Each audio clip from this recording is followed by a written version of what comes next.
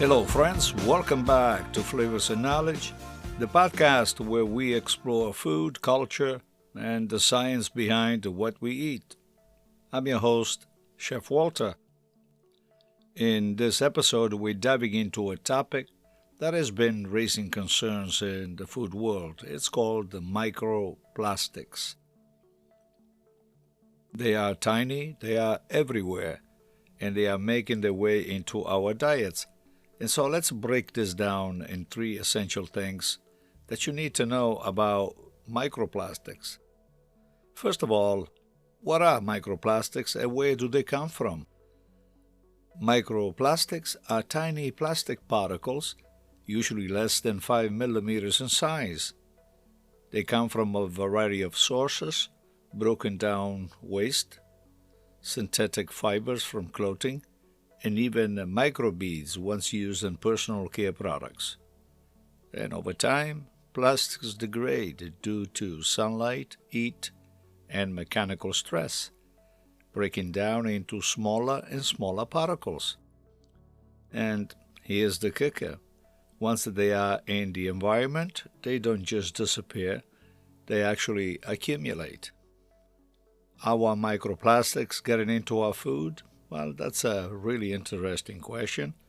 Microplastics have infiltrated the food chain in ways we may not even realize.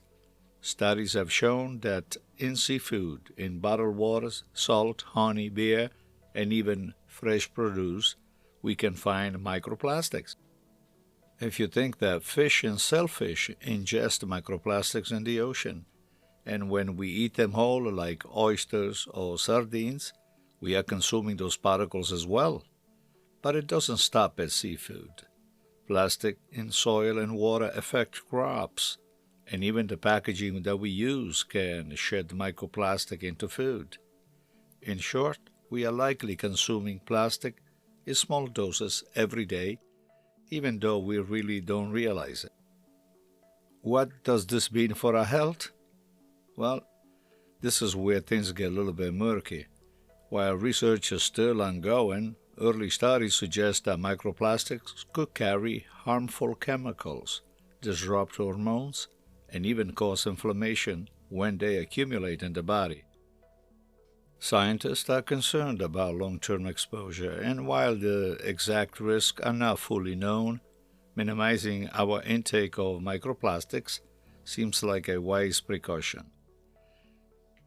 But let me just give you some suggestions on what we can do about it. As consumers and culinary professionals, we can take a few steps to reduce our exposure. First of all, I'm suggesting to filter the water. Many microplastics are found in tap and bottled water, so a high-quality water filter can actually help. Reducing the plastic packaging. Always opt for glass, stainless steel, or natural material for food storage. Then, eat fresh, unprocessed food. Packaged foods often contain microplastic from processing and the packaging aspect. Lastly, support sustainable practices. Reduce single-use plastics and support brands that are actively working to minimize plastic pollution. Well, I hope this was interesting as an episode for you. That is all for today on Flavors and Knowledge. Always remember, microplastics may be small, but their impact is anything but small. If you found this episode informative, be sure to subscribe and share it with your fellow food lovers. And always remember, food is knowledge, and let's keep learning together. Until the next time, eat well, stay curious.